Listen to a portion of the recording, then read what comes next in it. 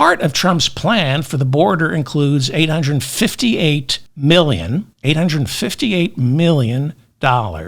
on bonuses for ICE agents because they do such a great job, don't they? Rounding up 4-year-old American citizens with stage 4 cancer and then shipping them off to Honduras. Let's give them bonuses. Jamie Raskin and Pramila Jayapal, who sit on the House Judiciary Committee, said this comes out to a $42,000 bonus for each agent in 1 year. That's the plan, to give the ICE agents $42,000 bonuses this year for 1 year. These guys are so undeserving of bonuses, they should be working on Wall Street. Remember that? Remember 2008? Does anybody remember 2008 when Wall Street literally destroyed capitalism and came begging for what amounted to a $1 trillion bailout from Congress? That was in October of 2008. George W. Bush was president. Killed capitalism. He joked, we're all socialists now. Yes, socialists for the billionaires. So they get the bailout. Wall Street gets the bailout, 2008. By December, 2 months later, they used our money to pay out bonuses. Some of you are too young to know about this. AIG killed capitalism by turning Wall Street into a casino. AIG made it possible for investors, if you want to call that, degenerate gamblers on Wall Street, to place bets on mortgage securities. And then AIG allowed them to cover that bet by betting on the bet. AIG insured the bets. These were called collateralized debt obligations. By the last 2 years of George W. Bush's administration, you didn't even have to own a mortgage security. You didn't have to own a house. You didn't need a mortgage. You could just place a bet on a mortgage security to participate in this crapshoot. You could call a broker and place a bet on a bet that somebody else had bet on a mortgage security. And for some reason, it all came crashing down. Don't understand why. The world economy came crashing down in 2008. Unregulated capitalism. Marx says capitalism implodes on itself. That's what happened. Unregulated capitalism in 2008 killed itself. Thank you, George W. Bush. So the government had to step in. That's something like not end stage cap. That's the end. It was the end of capitalism. The Federal Reserve bought up a lot of the mortgage securities and the bets, which somehow disappeared from the books. Nobody knows really what happened to those mortgage securities. And we bailed out the people who did this to us. AIG in particular. We saved AIG. They got $40 billion in TARP funds. TARP was the Toxic Asset Relief Program. That was close to a $1 trillion bailout to save capitalism. So they got $40 billion in 2008 to keep them in business. Within 2 months, after killing capitalism, they paid their executives hundreds and hundreds of millions of dollars in bonuses. With our tax dollars. Hundreds and hundreds of millions of dollars. It gets worse, okay? Goldman Sachs also killed capitalism in 2008.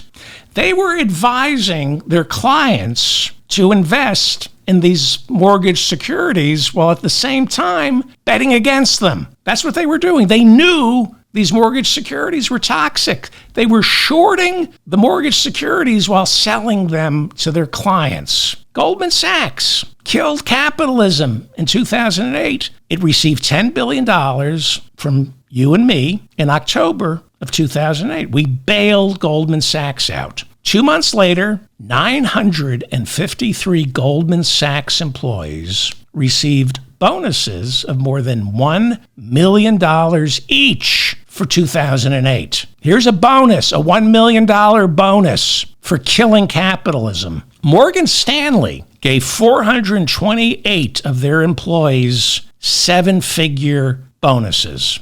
So that's at least $1 million.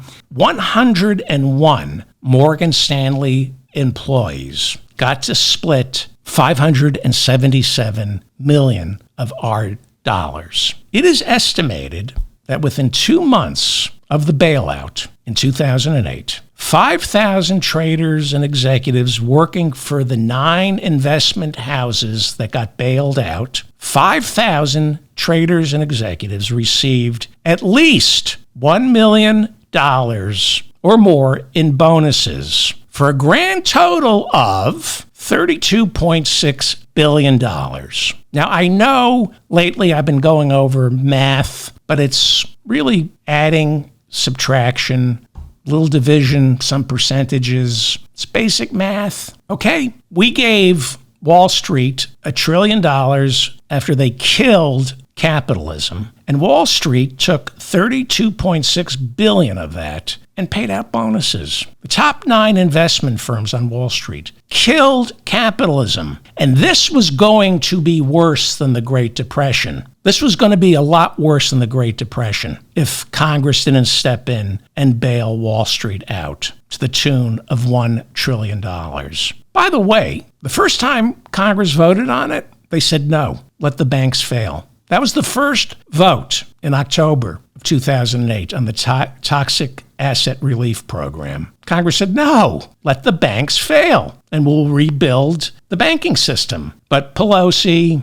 pushed hard for TARP, and we ended up giving Wall Street about $1 trillion in October. I think it was October. About October of 2008. It was right before Obama and McCain had the big election. So we gave Wall Street $1 trillion. Within weeks, they paid their top executives a total of $32.6 billion in bonuses. Now, I'm a broken record here because I'm going to tell you something and your head's going to explode. So $32.6 billion of our dollars in bonuses that year for killing capitalism. $32.6 billion.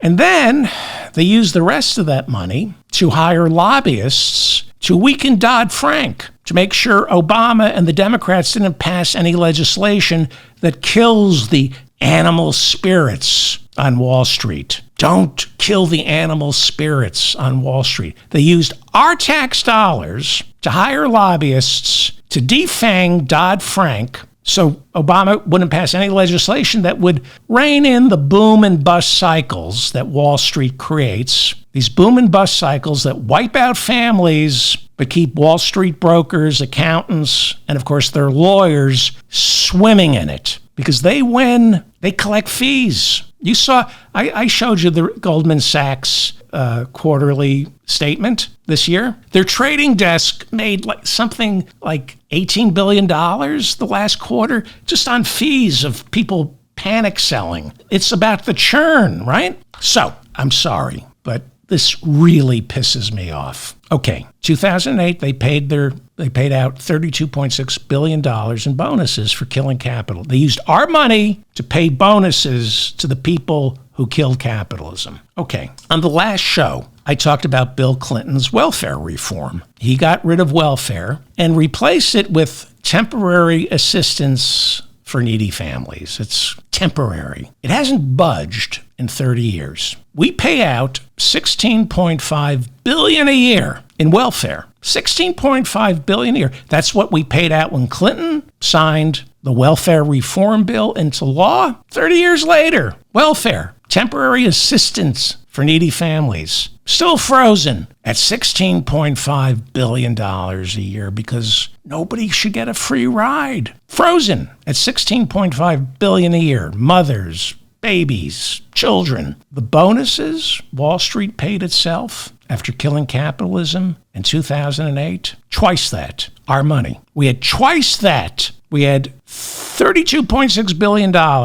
for Wall Street to pay themselves bonuses, but only $16.5 billion for welfare. And it's the same amount this year. It's frozen, just like the minimum wage is frozen at $7.25. Bonuses, twice what we pay out in temporary assistance to needy families. 5,000 Wall Street scumbags divvied up $32.6 billion of our tax dollars, and they all vote for a Republican because they don't want single moms gaming the system. They could, you hear these scumbags, these single moms, why can't they get a job for $7.25 an hour? and work 40 hours and end up below the poverty line? Why do we have to bail them out? So how does this happen? How does this happen, America? The only way this can happen is for the United States of America to be the dumbest people in the history of civilization. We are the